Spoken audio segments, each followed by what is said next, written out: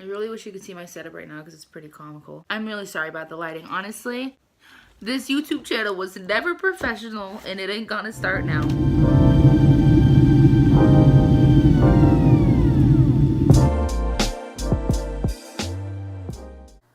Hi, I'm editing. Just thought I'd let you know that, per usual, I ranted a lot in this video. So it was really long, even after I edited it. So I'm cutting it into 2 videos. I apologize. This is the first one. I might just upload them back to back, but if not, I'll see you in the next one, which should be coming this week. So, let's talk about 2018. First of all, I'm spending New Year's Eve by myself, so I thought I'd just throw that out there. It's 8:10, and everyone's gone. Everyone is in wherever one thing is. They're at IHOP, all my friends, which is great. Love that for them, not for me, because I'm alone. It makes me sad when I see how many people are like good riddance 2018 or I hated 2018 because I loved 2018. It was probably the best year I've had. Let me talk a little bit about what happened to me in 2018. It was a whirlwind, but it was like a beautiful whirlwind. There was a chunk in there that was really hard, but that happens in everyone's lives, you know? It's all right. So, January, I lived in Georgia. I was doing Southeastern University, an extension site. You guys saw that. Like, that's where I spent did a lot of my YouTubing while I was there. Because college is fun and there's stuff to film. But 2018 started in Georgia, which was one of the most amazing seasons of my life. It was a lot of fun. It was very hard. I got stretched a lot. January through May, so that would have been the first 5 months of the year, was obviously spent there. And like, I honestly, my life is so different than it was like then. Now it blows my mind because life changed so quickly. Like, it's insane. I've got my notebook that is absolutely chock full of 2018. So literally right before break, so December, I was asked to be our worship leader for Chapel Hill College, or Southeastern University at Chapel Hill. And I was so, like, when I say I worked so hard to get there, like, I worked so hard to get to do that. It was before Thanksgiving break that I was asked to do it, but it really was like in full-fledged around December, January. It grew me so much as a worship leader. And before then, I had felt like just so undervalued, which was it was just my own feelings. They were valid, but they weren't true. Like, I didn't even realize my own value, like how God saw me. I really struggled with value, like, in comparison. I don't talk about him much on there. I don't know if you've met him, but my brother is a worship leader, and he's an incredible, incredible worship leader. And so I grew up with this really awesome presence in my life, of my brother, just like an amazing worship leader, and my dad, an incredible worship leader, my other brother, an incredible musician. And I just felt so small. And then, you know, my brother married Lily. She's also incredible. Like, I can't even begin to explain. But I was so blessed to be surrounded by amazing leaders that I could learn from. But what's difficult is, like, you don't mean to, you just automatically, like, you can't help comparing yourself to them. The first few months that I was at Chapel Hill were really, really, really hard for me. I didn't feel like I had that much to offer because everyone was comparing me to my brother. Not on purpose, but I just felt like I'm coming in following my brother, who's been there for 3 years. He was about to graduate in December. I was like, how am I supposed to even get close to, you know, how am I supposed to live up to that expectation? So when I got that position in January, it really was like, I felt like our leaders saw something in me that, like, my overseer didn't. We had something called Worship Practicum, which is what I was obviously in because I was going to school for ministry, but specifically worship.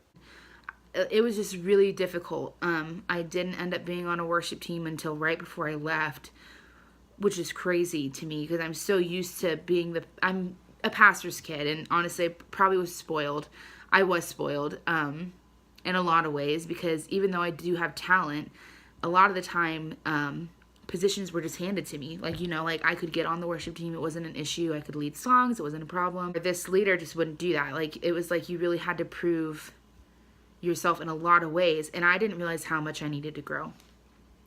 So that stretched me a lot because like I was just forced to grow in areas I didn't even know I needed to grow in. And then in January, when I was given that position of worship leader, I was just so overwhelmed because I was like, this leader, Pastor Jonathan, I was like, he just saw something in me, and he doesn't even realize probably how much it meant to me that like he saw it. Like he was like, you're a leader. And it really like helped me step into, what being a leader actually is, because I was like, oh, this is awesome, I can do this. And then like it was so much harder than I thought, but it was such a blessing to be able to lead our worship team. Like I don't take that lightly, and it was really hard, and I had to learn a lot about like, I thought I was good at communicating. Communicating was important to me. Communication is super important to me, but I had to learn how to communicate with others as their leader, not just as their peer. And that was so like huge for me and so important for me. Such important lessons that I learned. And like I can't even, it was just so awesome. And I really, really miss those people a lot, like that I got to lead. It was really hard to walk away from that.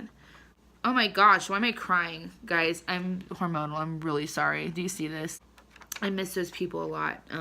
I got to work with some really, really awesome people, and I was just super blessed and super, super blessed to have leaders who pulled things out of me that I didn't even know I had in me.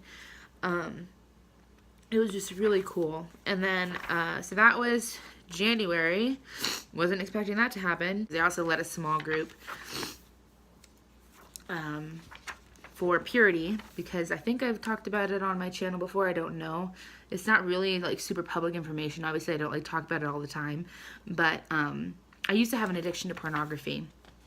And a huge problem that I saw in the church that I was able to really like bring to light when I was in Georgia, which was huge, was the fact that like pornography is talked about in the church, but not specifically for women. I really got to like mentor people, and like as a young person you don't get to do those kind of things a lot, so it's just a really cool opportunity like that I was allowed to like mentor people, and I still do, who like have dealt with that, and because it's so close to my heart. I don't want to see anybody going through what I went through and the shame that I dealt with. Like that's a whole nother story. Like just the shame, like it was crazy. Like I had leadership actually, not at Chapel Hill, but